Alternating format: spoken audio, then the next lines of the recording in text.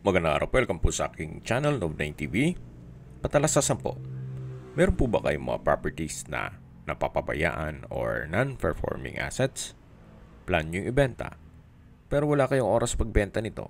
Kung ito'y pagkakatiwala nyo po sa amin, tawag lang po kayo sa aking numero. Usap po tayo. Gawan ko po ng video for free. Yes, libre po. Wala po kayong babayaran. Tutulungan pa namin kayong mabenta ang inyong property. Kami na po bahala sa marketing, sa boosting or paid ads, even sa tripping, hindi na po kayo mapapagod sa pag-entertain ng mga buyers. Kami na po bahala sa lahat. Tawag lang po kayo. Nandito po tayo ngayon sa Silang Cavite kung saan meron po tayong bagong video presentation. Isang private garden resort na may lot area na 500 square meters more or less. Kung familiar po kayo dito sa video, opo, na-vlog ko na po ito. Bale, meron pong mga improvements dito sa property, especially sa mga structures nito. Mula po Barangay Road, ito po ay inner lot, kaya napakatahimik po ng lugar, sariwa ang hangin, at malamig po ang klima. May access na rin po dito ng tubig, kuryente, at internet provider. Ito po yung elevated part na kung saan meron pong stairs at may mga ornamental plants sa palibot nito.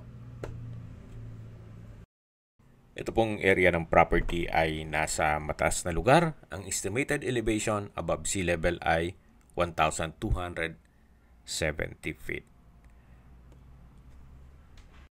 Tungkol man po sa dokumento nito, on process pa po ang titling. Kaya mas maigi po kung sakali man na ma-acquire nyo to, ay direct na po sa pangalan nyo ang pagpapatitulo nito. Gawa ng naka-ready na po lahat. Kompleto na po ang dokumento for titling. Yan pong natatanaw ninyo na structure na 3-story ay Filipiniana design na meron pong antique doors and windows with 4 bedrooms and toilet and bath, music and entertainment area, meron pong adult and kiddie pool, may jacuzzi, then may terrace, function hall, can accommodate 70 packs, dun sa indoor, at sa outdoor naman ay 20 packs. Ito na po yung update natin ngayon. Nakapalitada na po siya at may pintura na. Then meron na ring mga wall design. At yan po yung jacuzzi. Ang size po niyan ay 2x2. Then meron pong tile flooring. At ganun din po dito sa kiddie pool. May tile flooring na rin po siya. At ito pong kiddie pool ay may size na 4x4. At sa dulo po yung adult pool na kung saan naka-tile flooring na rin po. Dito po muna tayo sa hallway. Meron po siyang gate na combination ng steel at kapis. Naka-tile flooring na rin po dito. At ito po yung powder room. Ito po yung naka-tile bathroom wall. Then water closet at may bathroom countertop. So mula po dito sa powder room, yan po ulit yung kiddie pool. Then sa dulo yung adult pool na may 4x8 na size po yan. At naka-tile flooring na rin po. Yan po, tungahin nyo po yung pasad na kung saan mga 85% na po ay finish na. Compare nyo dun sa unang video natin. Yan po yung terrace. At sa baba po nun ay yung powder room na pinakita ko sa inyo. So, pasok na po tayo dito sa main house o building. Ito po yung magiging receiving area o living area. At dito naman po yung kitchen na may kitchen countertop, kitchen window, at yan po ulit yung living area. Yan po yung stairs na papunta sa second floor. Dito po sa ground floor ay meron pong tatlong malaking kwarto na may toilet and bath. So ito po yung first bedroom, naka-tile flooring, high ceiling. Then meron na rin po itong toilet and bath na naka-tile bathroom wall, bathroom window. So hindi pa na install yung water closet. Paglabas po dito sa first bedroom, yan yung living area. Then matatanaw naman yung kiddie pool, jacuzzi, at yung adult pool. Ito pong hallway ay naka-tile flooring na rin. At dito naman po yung second bedroom. So sa spasyo, malaki din po siya. Naka-tile flooring, high ceiling, then nakapalitada na rin po at may sariling toilet and bath. Kung saan same design lang po dun sa kabila. Ito po yung naka-tile bathroom wall at wala pa po siyang water closet at hand wash basin. Lipat na po tayo sa third bedroom o master's bedroom. Napakalaki po ng espasyo. May kapis window, tile flooring, high ceiling, at dito naman po yung walk-in closet. Naka-tile flooring na rin po dito. Dito naman po yung toilet and bath na naka-tile bathroom wall pero wala pa siyang water closet at hand basin. So ito po yung master's bedroom. Sa labas po ulit tayo. At madadaanan po natin yung second bedroom na kung saan galing na po tayo dito kanina. At dito naman po yung first bedroom. So dito po sa ground floor ay meron pong tatlong malaking kwarto. So ito na po yung hagdan, naka-wooden staircase, at aakyat na po tayo. Samahan niyo po ako. So dito naman po yung function hall o multipurpose area na kung saan kung may mga okasyon, pwede pong ganapin dito. Can accommodate 70 guests o packs. Lahat pong kahoy na gagamitin dito, pati pintuan, ay mga antique po. So dito po ay may toilet and bath. Then dito naman yung another room na pwedeng enclosed receiving area na may access po dito sa terrace. So may tubular bench, tubular frame para sa roof or pwede rin pong polycarbonate na roofing. At mula po dito sa terrace ay matatanaw naman yung mga swimming pool at kabilang side ng building.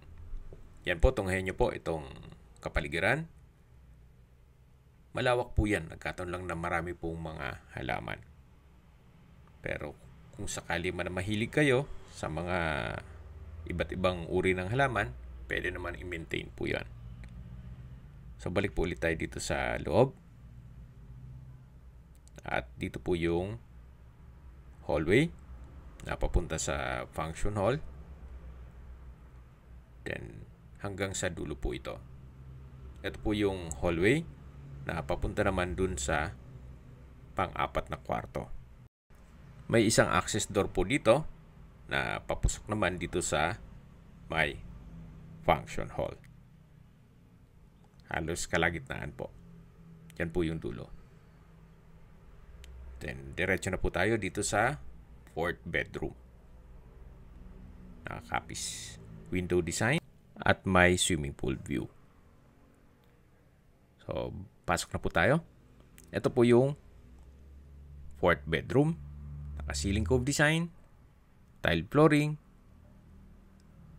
then pulido na rin po ang pagkapalitada ng wall. So mula po dito matatanaw yung garden. May parte ng swimming pool. Napakaaliwalas po ng kapaligiran.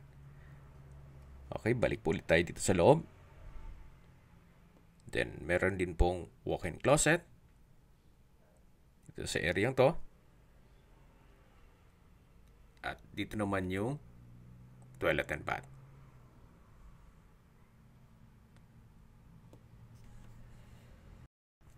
May hand wash basin, water closet with bidet, at may shower.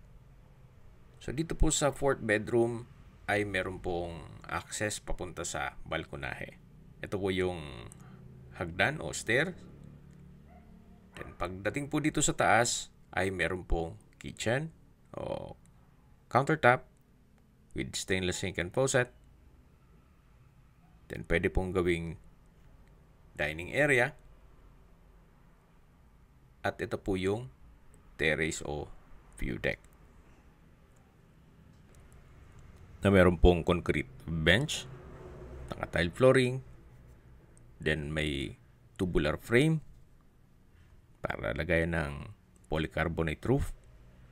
So yan po ulit yung garden na pinakita ko sa inyo, na kung saan parte po yan itong property.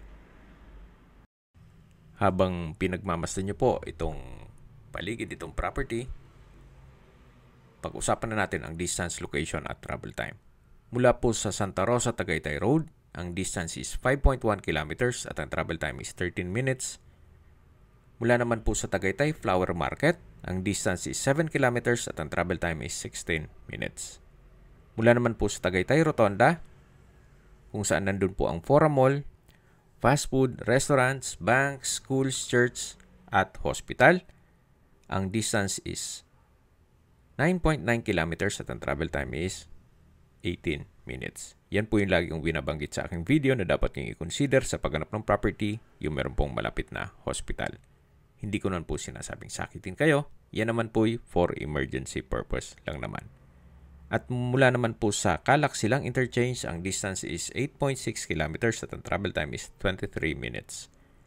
Kung manggagaling naman po sa bayan ng Silang, kung saan kumpleto na rin po gaya ng public market, mga business establishments, at hospitals, ang distance is 6.1 kilometers at ang travel time is 17 minutes. Mula naman po sa Manila o sa airport, ang distance is 55.3 kilometers at ang travel time is 1 hour and 12 minutes. Okay, sa presyo na po tayo. Binebenta po ito ni owner sa halagang 12.5 million pesos. Although meron pong mga improvements, hindi na po siya nagtaas ng presyo. Same price pa rin mula nung dati na as is where is. Kahit po gumastos pa siya. Anyway, pag interesado po kayo, pag-usapan nyo na lang dito ni owner kung paano magiging arrangement nyo sa terms nito. At willing naman po siyang makipag-negotiate. So, para sa akin, assessment lang, fair deal na rin po ito. Gawa ng sa mahal po ng construction cost ngayon sa mga materyales at labor cost, medyo malaki din po ang aabutin nyo once na magpatayo kayo at bibili pa kayo ng lupa. Especially dito sa Silang na medyo may kataasan na po ang presyo dito. Kung may mga katanungan po kayo, tawag lang po kayo sa aking numero. At sa mga kababayan naman natin nasa ibang bansa, meron po akong Telegram. Sa mga iPhone user naman, may iMessage. Meron din pong Imo, Skype, Viber at WhatsApp. Same number lang po, 0917-316-3399. Sa mga nagtatanong naman po ng aming Facebook, meron po kaming Facebook page na Nov9 TV at Facebook Real Video. Meron din pong TikTok at Instagram. May ibang YouTube channel po kami na The Nov9 TV channel, Nov9 TV Listings, at Nov9 TV On The Spot. Real talk, real fast. Sana po naibigan nyo ang video presentation. Paki-like and subscribe na lang po sa aking channel para ma-update din po kayo sa aking future listings. Kung sakali po hanap nyo yung mas malaking sukat na lupa, meron din po kami ibang listings na pwede nyong pagpilian. Huwag po kayong magatubiling tumawag sa amin, then let us know your budget para malaman namin kung anong property pwede namin ilok sa inyo. Sa lahat pong viewers, subscriber at nagtiwala po sa amin, salamat po sa suporta. Ingat po kayo lagi at yung pamilya. Maraming salamat po.